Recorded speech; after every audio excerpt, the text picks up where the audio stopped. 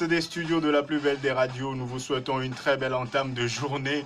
Soyez les bienvenus mesdames et messieurs en direct sur la plus belle des radios. Nous vous souhaitons la bienvenue dans le débat de Nana FM.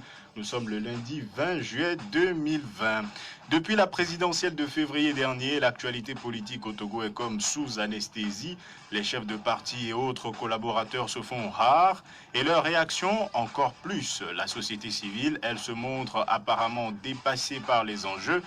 Alors, manque d'inspiration ou découragement, ou encore le coronavirus à lui seul suffit-il à expliquer la morosité que semble traverser la politique au Togo?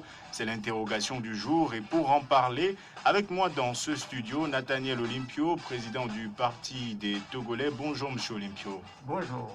À bonne distance l'un de l'autre, ce débat se fera également avec vous auditeurs qui pouvez réagir dès maintenant via la page Facebook de Nana FM et dans une vingtaine de minutes par téléphone sur le 91 09 71 71 ou le 96 61 58 58 avec Élisée Koumoudi à la mise en onde. Je m'appelle Antoine Afanou. Le coronavirus à lui seul suffit-il à expliquer la morosité que semble traverser la politique au Togo? C'est le thème du jour. Bienvenue sur la plus belle dame de Lomé. Alors, je précise que vous pouvez également nous suivre en direct sur la page Facebook de la radio. Et je suis un peu perturbé parce que là, je vois un petit chapeau sur ma tête avec les effets que permettent la technologie. Je ne sais pas comment cela s'est fait, mais n'en soyez pas surpris. Voilà donc la situation expliquée. Nathaniel Olympio, on va y aller. Que se passe-t-il avec la politique au Togo plus sérieusement? Mais vous avez surtout évoqué un calme dans le paysage politique. Et en fait, ce n'est pas nouveau. Et moi, je suis entré en politique en 2014 et la première expérience d'élection présidentielle que j'ai connue, c'était 2015. Et je me souviens qu'après 2015, et le déroulement que nous avons tous connu pour cette élection-là, l'après 2015 était également dans une situation de calme, comme ce que nous vivons aujourd'hui, sans activité politique.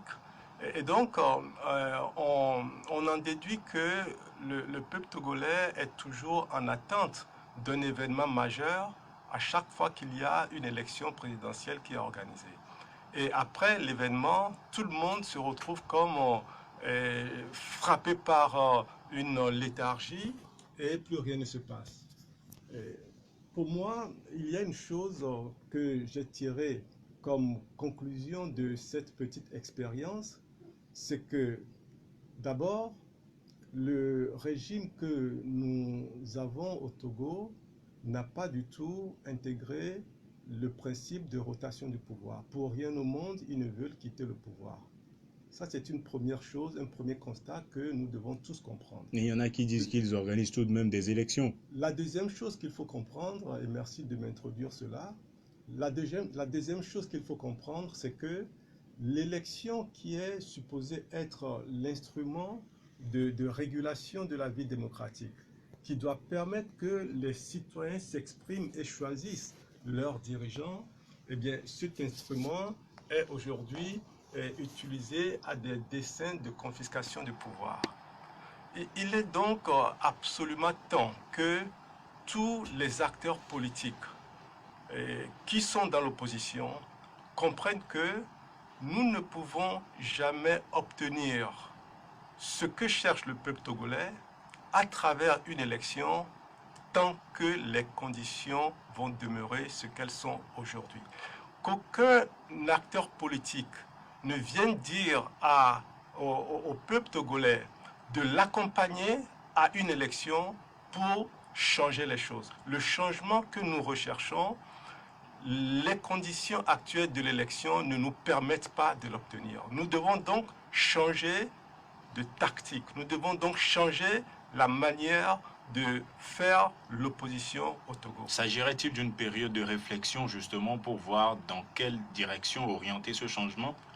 Mais pour ce qui me concerne, j'ai fait mes réflexions, j'ai fait mes analyses et je suis en train de partager avec vous les conclusions auxquelles je suis arrivé.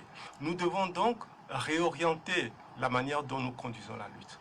pour que nous remettions les Togolais dans un espace qui permette que l'expression populaire, qui permette que le choix qui peut être opéré par les citoyens, que ce choix-là soit celui qui soit mis en œuvre.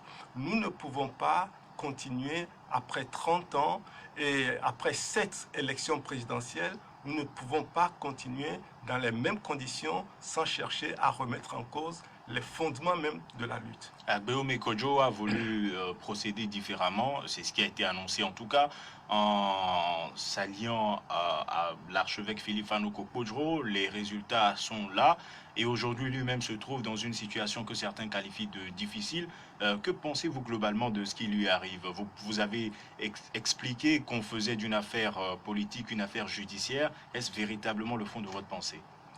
Mais il est évident que dans une dictature, parce qu'au Togo nous sommes dans une dictature, toutes les institutions sont toujours mises au service de l'exécutif. Et le judiciaire au Togo n'échappe pas à cela.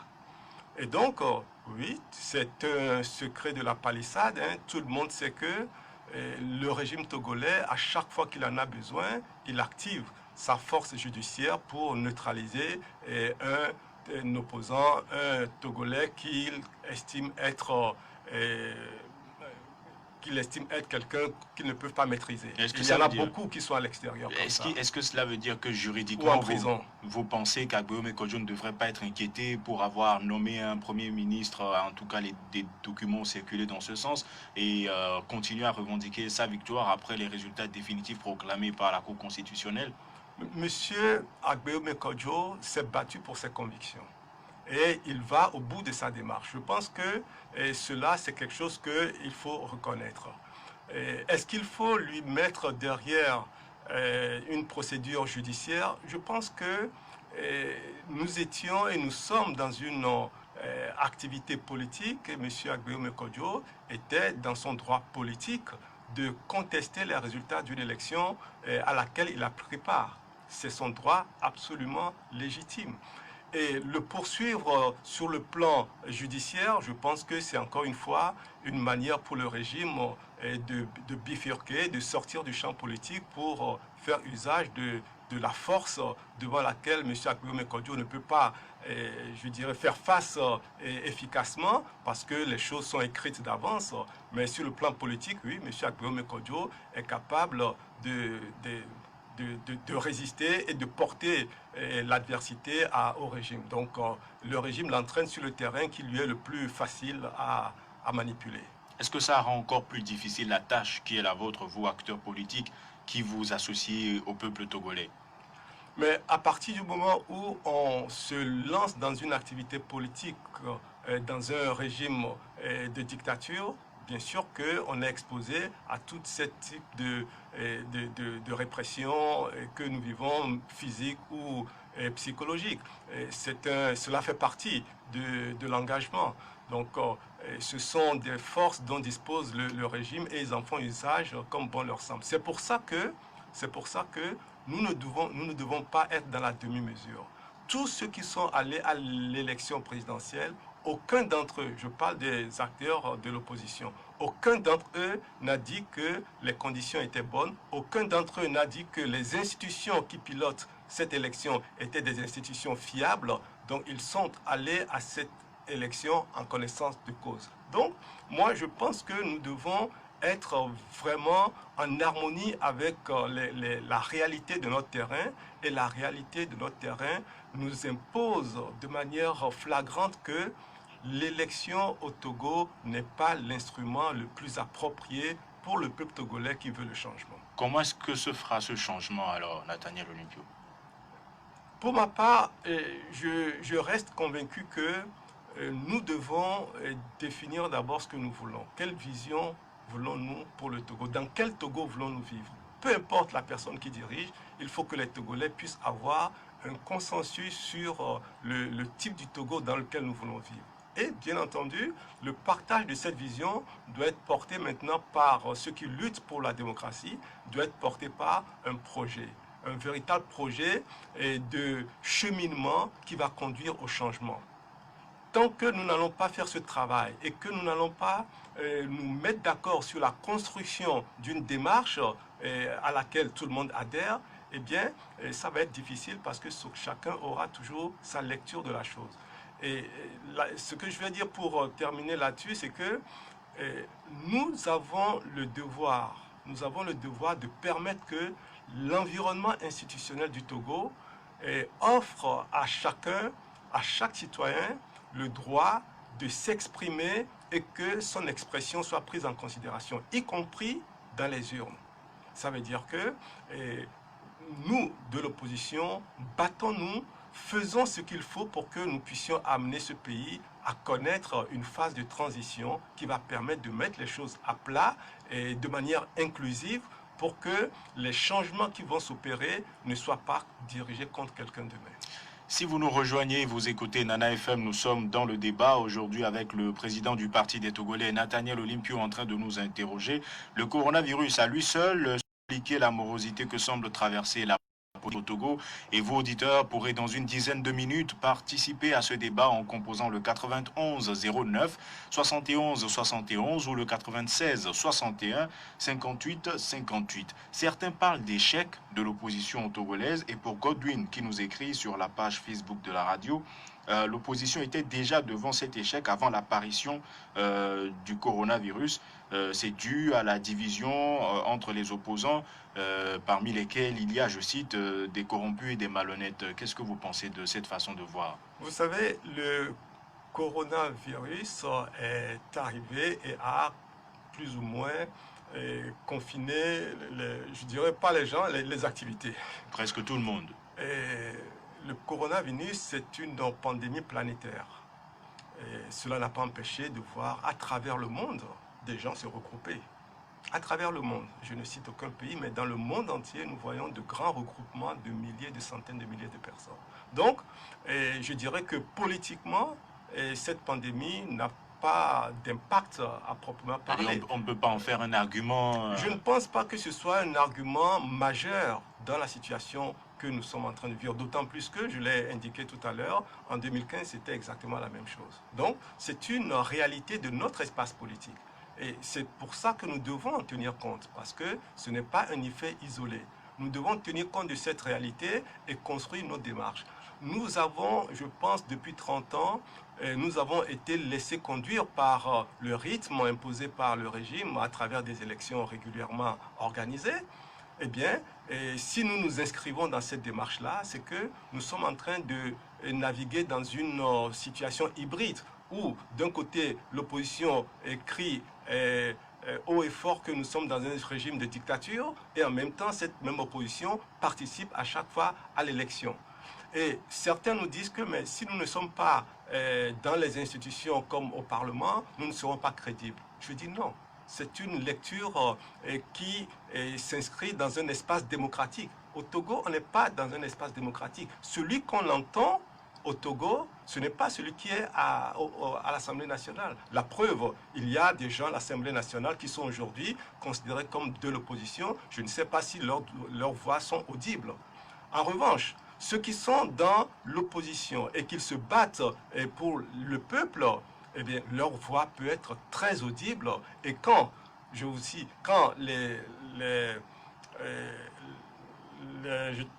les facilitateurs, je cherchais le mot, quand les facilitateurs viennent de l'extérieur en cas de turbulence dans un pays, ils ne vont pas rencontrer les gens qui sont dans l'Assemblée nationale, les députés. Ils vont rencontrer ceux qui portent les manifestations. D'accord? Donc, organisons-nous devant les forces dont nous disposons, et la force dont nous disposons, c'est le peuple togolais. Et ce n'est pas à l'Assemblée nationale qu'il faut s'exprimer parce que nous ne sommes pas en démocratie. Le jour où nous le serons, en ce moment-là, nous nous battrons pour des postes électifs à l'Assemblée nationale et dans les mairies. Aujourd'hui, ça ne sert à rien d'aller se battre parce que vous n'aurez toujours pas les moyens de vous battre dans les institutions où vous serez.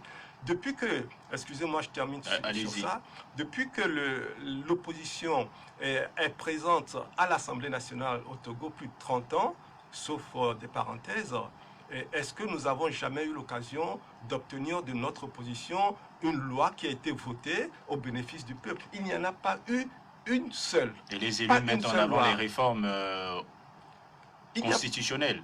Il n'y a pas eu une seule loi. Ce qui a été obtenu en 2018 est le fruit de la lutte qui a été menée. Ce n'est pas à l'Assemblée nationale que ça a été obtenu. C'est le fruit de la lutte dans la rue qui a été menée par le peuple. Est-ce que faire appel au peuple pour vous sous-entend un retour à la rue encore? Mais de toute façon, et c'est la seule expression dont dispose un peuple. C'est le retour à la rue. Et ça devra arriver, et ça arrivera de toute façon. Ce n'est pas une prophétie, c'est une réalité de la vie normale. D'accord? Et donc, il nous revient de nous organiser et de savoir que la rue seule n'est pas le facteur de réussite. Il ne s'agit pas simplement de mettre les gens dans la rue. Si c'était ça, je pense que depuis 98 et autres, les choses auraient changé au Togo. Il y a d'autres aspects à prendre en considération. Sur la page Facebook de Nana FM, Kossi, Thomas et Eddy lui pensent qu'il ne s'agit pas d'un échec et que le coronavirus à lui seul n'explique pas la situation. Le fait, c'est que l'opposition a de grands murs en béton devant lui et cela mérite beaucoup de réflexion. L'opposition a contre elle, je cite, l'argent, l'armée, la France, la CEDEAO, le Parti Unir, qui crée une opposition pour l'opposition. Il estime que l'opposition vraie est à féliciter. Est-ce que quelque part cela vous remonte le moral ou pas? Non, je pense que ce qui est, je pense, intéressant, c'est qu'aujourd'hui, tous les Togolais commencent sérieusement à s'interroger sur la possibilité de trouver une solution à travers l'élection. Ça, je pense qu'aujourd'hui, peu de personnes ne se posent pas cette question-là. Et donc, une fois que cette question est posée, il faut qu'on se tourne vers les voies qui sont les plus indiquées. Et les voies les plus indiquées, je le répète encore une fois, c'est de mettre en place une démarche qui soit plus rationnelle, plus organisée, pour que l'opposition togolaise soit plus efficace. La société civile tente également de se réorganiser.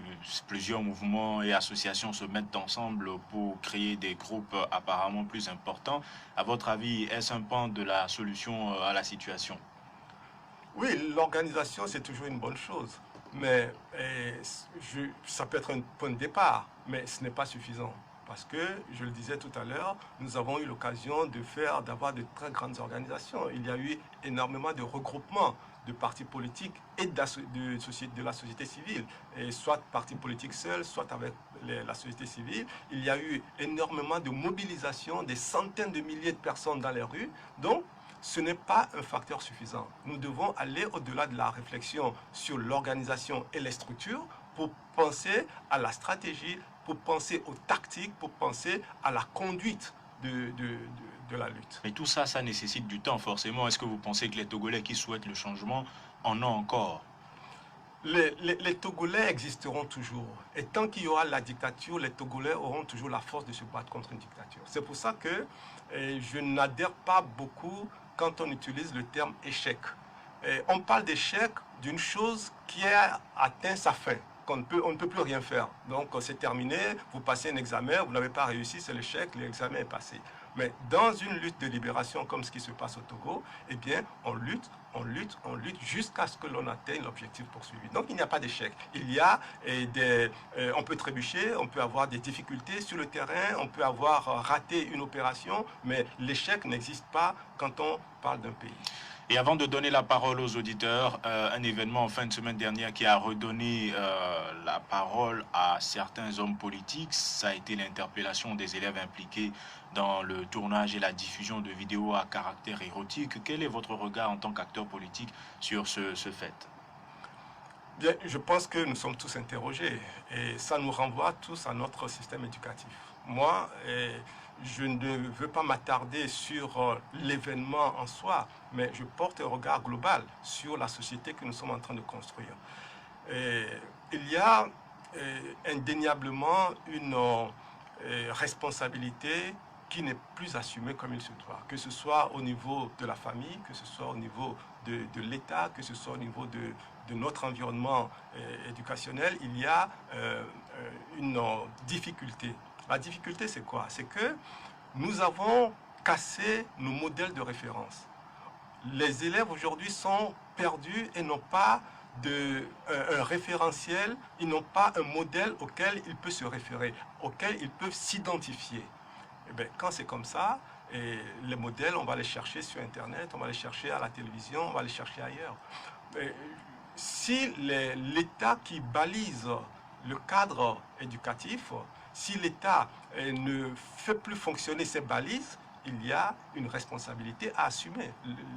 La situation de l'école se détériore au Togo depuis des années et des années. Ce n'est pas un effet soudain. Et il y a aussi, bien sûr, tout l'environnement familial qui aujourd'hui nous sommes dans des familles beaucoup disloquées du fait de difficultés sociales, du fait de difficultés économiques. Les familles monoparentales, les parents n'ont plus nécessairement les instruments qu'il leur faut, l'autorité qu'il faut, peut-être parce que n'étant même plus à même d'assumer ces charges à la maison, les enfants sont à l'extérieur, et donc il y a une interrogation à avoir sur le type de société que nous voulons avoir. Et je pense que c'est un phénomène qui dépasse le cadre ou les quatre murs des établissements scolaires. Et même si la responsabilité de l'État dans le cadre scolaire est importante, eh bien, il faut aller chercher l'étendue des dégâts à l'intérieur des familles également. Et donc, je pense que pour les incidents malheureux que nous observons, il ne faut pas se confiner dans la répression. Et je pense que l'État aujourd'hui, c'est la première action qu'il a décidé de mener, mais si ça se limite à cela, et avec tous les dégâts que cela peut occasionner sur des esprits encore en construction, si donc l'action de l'État se limite à la répression en ce moment, je pense que l'État sera complètement passé à côté de l'expérience qui est en train d'être vécue. Il faut une éducation plus élargie, et il faut une sensibilisation, et c'est un travail de longue haleine qu'il faut engager. Nous marquons une pause de quelques secondes et retrouvons les auditeurs en ligne. Vous l'avez rencontrée, vous l'avez abordée, elle vous a conquis. Vous l'avez épousée pour ses valeurs.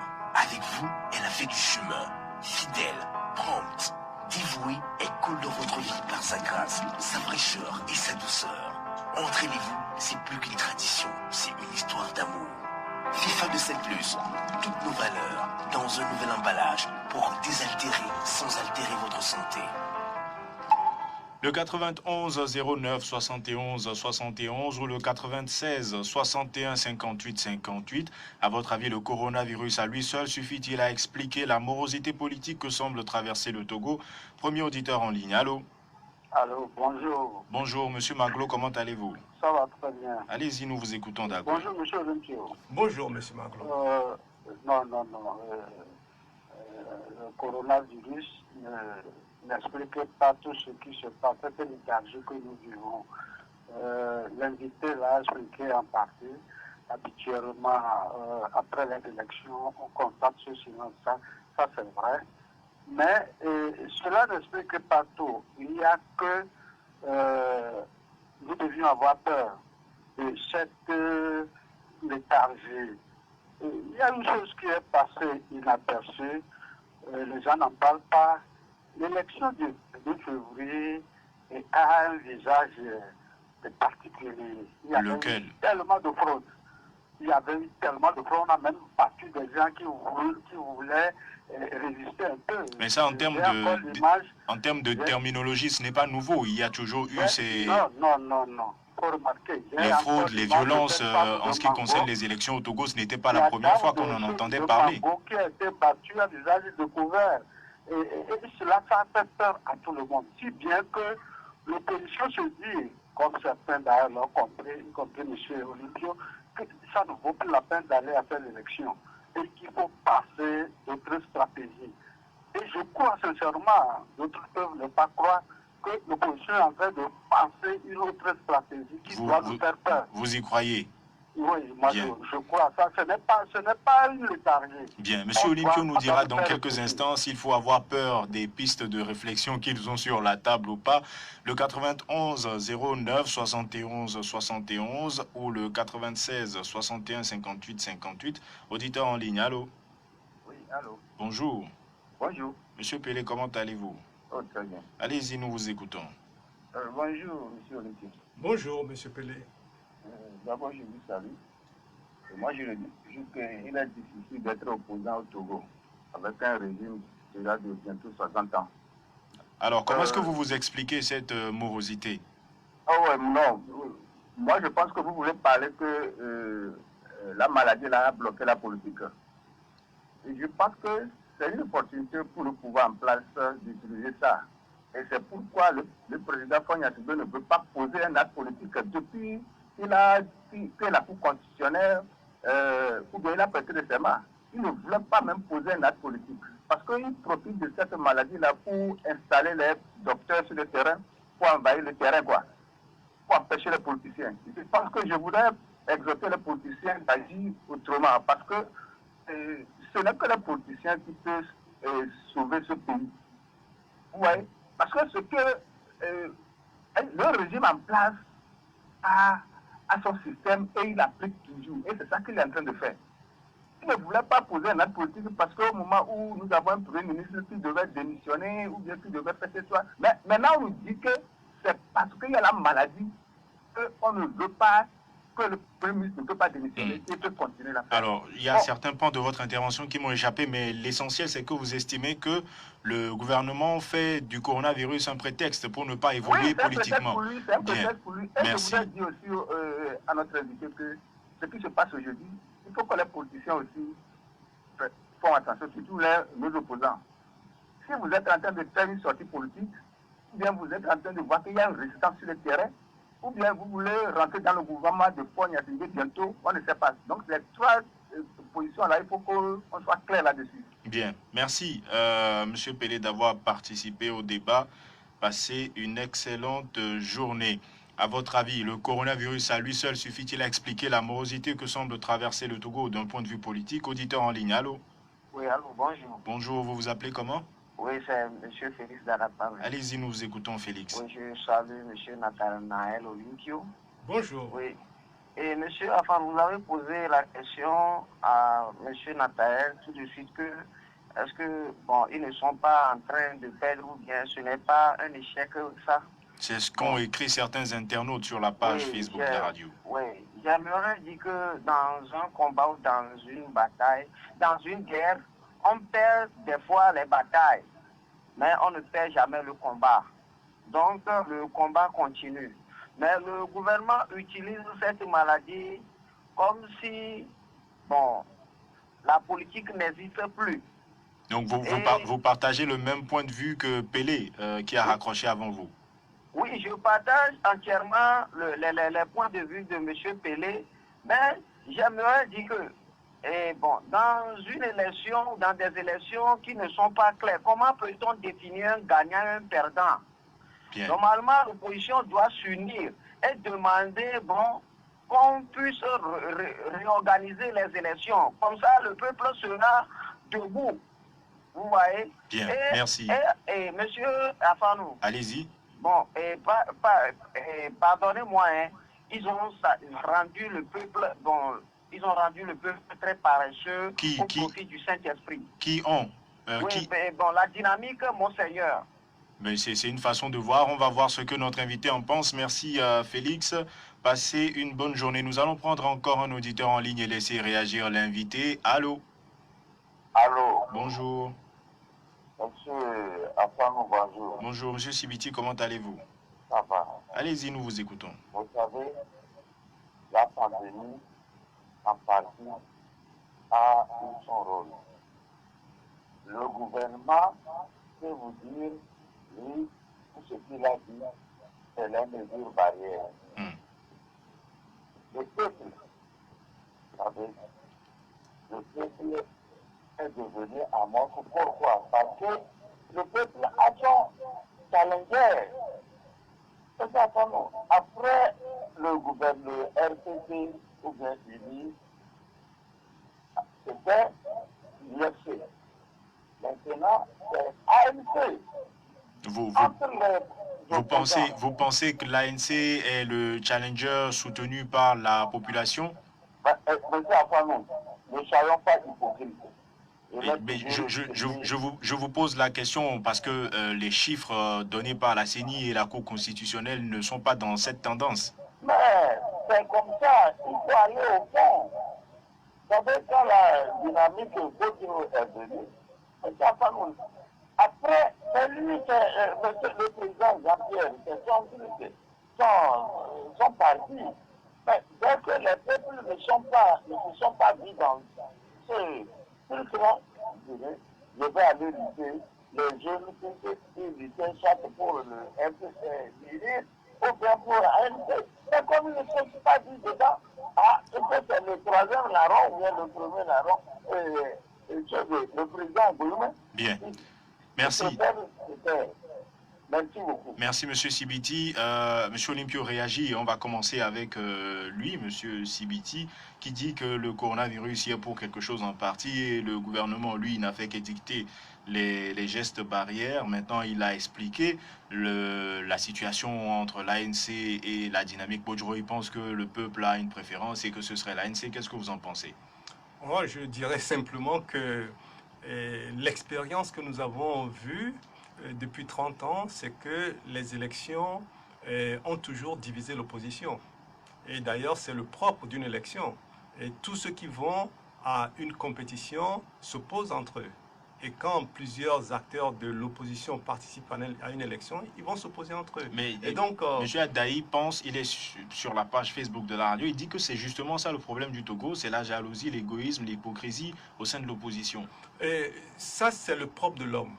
Maintenant, nous sommes dans une sphère politique et les gens qui s'opposent pendant l'élection ne s'opposent pas en dehors de l'élection. Et ils n'ont pas de problème individuel, personnel. C'est l'élection qui les oppose. Les gens pourraient ne pas y croire quand ils observent un peu. Soit, parce que entre êtres humains, eh bien, il y a toujours des frictions. Mais en parlant de la politique, l'élection est toujours un facteur de division de l'opposition depuis 30 ans. Personne ne peut le nier. Et quand on fait ce constat-là, il faut extirper de notre environnement le facteur de division. Parce que nous avons besoin de travailler avec toutes les énergies. Moi, c'est la conclusion à laquelle j'arrive. Félix pense que le gouvernement fait du coronavirus un prétexte. Pélé a pensé la même chose, notamment en ne mettant pas en place un nouveau gouvernement. Qu'est-ce que vous en pensez? Ce régime n'a jamais fonctionné dans le respect de la Constitution ou des règles habituellement admises dans la gouvernance d'un pays. Et des exemples, je peux vous en citer plein. Donc, ce qui se passe aujourd'hui ne me surprend pas plus que ce que nous avons déjà observé avec ces gouvernements successifs. Et Pélé dit qu'il faudrait clarifier votre position. Quelle est votre dynamique aujourd'hui? Et par rapport à quoi? Par rapport à donné des exemples, à une élection ou aller au gouvernement, se joindre au parti unir, ainsi de suite. Je crois que quand on observe bien le parcours de la politique togolaise de manière générale, il y a eu beaucoup d'efforts et beaucoup d'occasions de rapprochement entre le régime et l'opposition. Il y a eu différents types de combinaisons. Il y a eu des gouvernements qui ont été qualifiés d'union nationale. Il y a eu des opposants qui sont entrés en accord politique avec le régime. Tout cela n'a rien donné. Il y a des technocrates qui sont venus apporter leurs compétences et qui sont repartis en catastrophe. Je pense que tout ça, c'est du replâtrage et que le fondement de notre difficulté, c'est d'opérer un changement dans la conception de la politique. Et ça ne peut s'obtenir que par la lutte, ça ne peut s'obtenir que par une organisation avec une cohésion dans la démarche et que nous ne soyons pas aujourd'hui à faire une chose et exactement le contraire le lendemain. Et Pélé dit que c'est en cela que c'est difficile d'être opposant au Togo. Et M. Maglo dit que il est arrivé au constat selon lequel cela ne vaut plus la peine de participer à des élections au Togo. Il faut ajouter dans les conditions actuelles. Parce que si demain, nous réussissons dans l'opposition à obtenir des changements substantiels dans l'organisation des élections, alors là, il faut participer à l'élection. C'est le sens même de ce que nous appelons démocratie. Le 91 09 71 71, auditeur en ligne. Allô? Alors, bonjour, Afano. Bonjour. Vous vous appelez? Pardon? Albert Davidi. Albert, allez-y, nous vous écoutons. Ok. Je peux dire que la situation sanitaire a expliqué plus ou moins la morosité au niveau de la situation politique. Mais aussi, il faut noter que en participant à cette élection dans les conditions que eux-mêmes connaissaient, l'opposition aussi avait déjà fait entrevoir qu'elle n'aura rien à dire après les résultats, autre que de dire que tout était mal passé.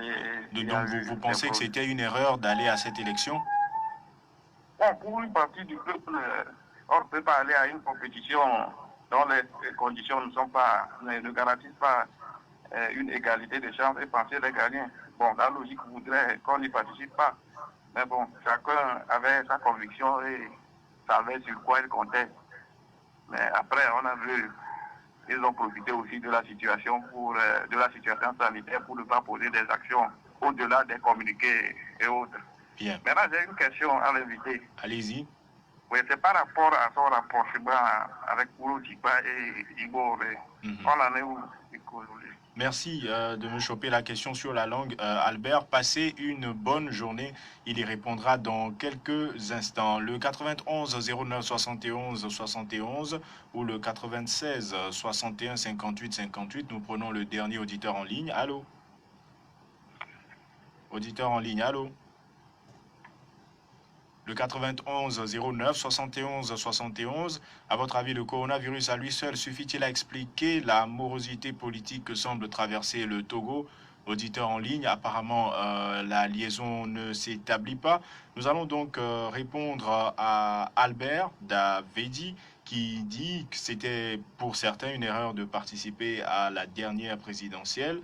Il dit que le coronavirus, par rapport à la situation actuelle, est à mettre en cause plus ou moins. Et il voudrait savoir là où vous en êtes par rapport à l'initiative prise avec Djimoré et Uro Dikwa Tchatipi. Oui, le 8 janvier, nous avons fait une conférence de presse indiquant que nous devions réorienter la lutte. Et c'est exactement la même chose que je viens de dire encore ce matin. Et cette initiative-là, aujourd'hui, elle est au point mort, hein, il faut le dire. Vous n'avez pas avancé plus que ça? Non, d'autant plus que mes deux amis ont déjà mis en place une structure d'après un communiqué que j'ai vu passer. Et donc, ils sont dans cette dynamique-là. Pour ma part, je viens de partager avec vous la vision que j'ai de ce que la lutte doit représenter. Et Abel Etier sur la page Facebook de la radio écrit que le coronavirus n'y est pour rien. La vraie raison, c'est la corruption, la manipulation des institutions qui terrorisent les leaders d'opinion. Fin de citation. Dernier auditeur en ligne. Allô? Allô? Bonjour. Bonjour. Vous vous appelez? Max. Max, allez-y, nous vous écoutons d'Adido Gomé. Monsieur Luc, bonjour. Bonjour. En effet, le coronavirus, moi je ne vois pas son impact sur l'activité de l'opposition au Togo. Je pense plutôt que c'est l'organisation qui manque beaucoup à cette opposition parce que c'est à l'approche des élections ou bien à la fin des élections qu'on sent l'opposition dans notre pays. Vous pensez qu'elle devrait anticiper davantage? Bien sûr, et puis surtout, ce que moi je pense, j'en parle souvent, c'est la pléthore de partis politiques qui crée cette opposition entre l'opposition. Si on pouvait avoir deux groupes, comme cela se fait dans d'autres pays, même au Ghana ici, et aux États-Unis, je pense que le problème de l'alternance va se résoudre plus facilement. Merci. Ce sera tout ou vous avez une question? Non, ça va, merci. Merci, passez une bonne journée. Max pense qu'il faudrait anticiper davantage parce que les opposants attendent la veille des élections ou ne s'expriment qu'au lendemain de ces élections. Et il pense que réduire le nombre de partis à deux grands groupes serait efficace. Je pense que pour ce qui concerne son premier point, il a parfaitement raison. Et moi, je vais même au-delà en disant que les élections ne doivent pas rythmer l'activité politique de l'opposition. Justement parce que l'élection, je viens de le dire, n'est pas pour nous l'instrument primordial pour arriver au changement. Il faut donc que l'opposition ait sa propre roadmap, son propre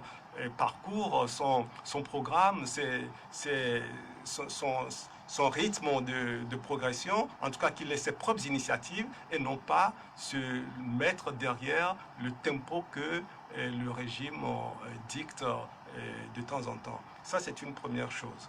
Et le deuxième point qu'il soulève, c'est qu'il dit qu'il y a pléthore d'élections et de partis politiques. Et je dirais simplement que ce que nous vivons au Togo n'est même pas une question de parti politique. Et c'est la position que je défends aujourd'hui. C'est un travail de citoyen qu'il faut faire. C'est une lutte citoyenne qu'il faut faire. Et je disais récemment à quelqu'un que tous les Togolais doivent se sentir concernés par la situation que nous vivons. Parce que nous sommes face à un régime qui est très cruel avec son peuple. Et la cruauté s'exprime de différentes manières. Le simple fait que le régime soit là et qu'il ne mette pas à disposition de la population un système sanitaire convenable, eh bien c'est la cruauté sur la population. Et ça, tout le monde en souffre. Il faut donc que tout le monde se dresse contre ces situations.